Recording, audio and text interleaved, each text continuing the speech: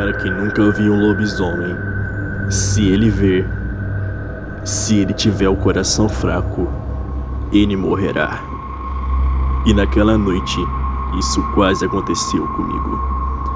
Olá, prefiro não revelar o meu nome, pois no bairro onde moro tem pessoas, muitas pessoas que me conhecem e quero evitar ser zoada por elas. Tudo começou quando eu estava indo embora do meu trabalho.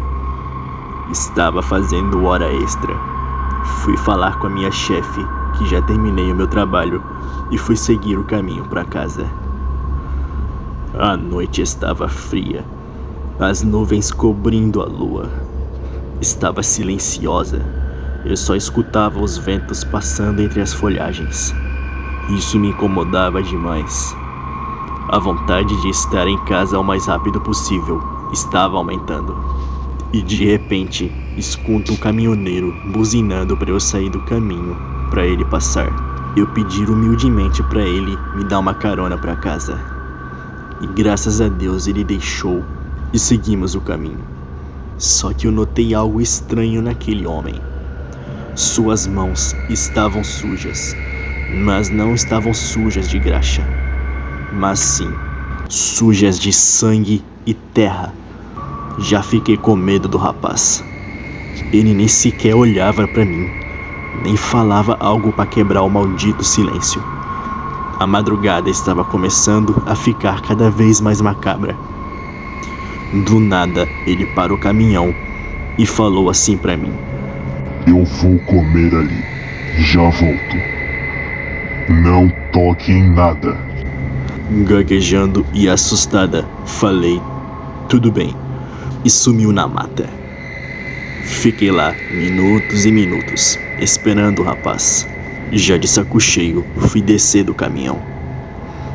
Do nada, escuto um bezerro gritando de dor. Parecia estar sendo atacado por algo.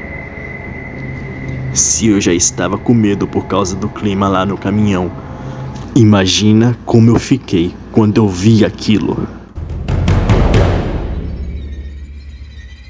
Um demônio peludo, desproporcional, cheio de pelos negros e olhos encarnados. O demônio tinha sua boca, lábios negros e dentes enormes e amarelos. Tinha em sua boca um filhote de cavalo, agonizando de dor. A coisa me olhou, rosnou tão alto que eu caí no chão com tudo, de tanta dor que eu senti no meu ouvido. E a coisa pegou novamente o bichinho pela boca e correu feito louco pra mata e sumiu de lá. Luigi, sem dúvidas que aquilo era o caminhoneiro que me deu carona.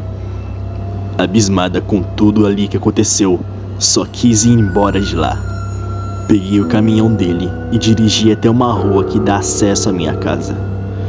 E cheguei, estacionei o caminhão numa mata segura e fui pra casa.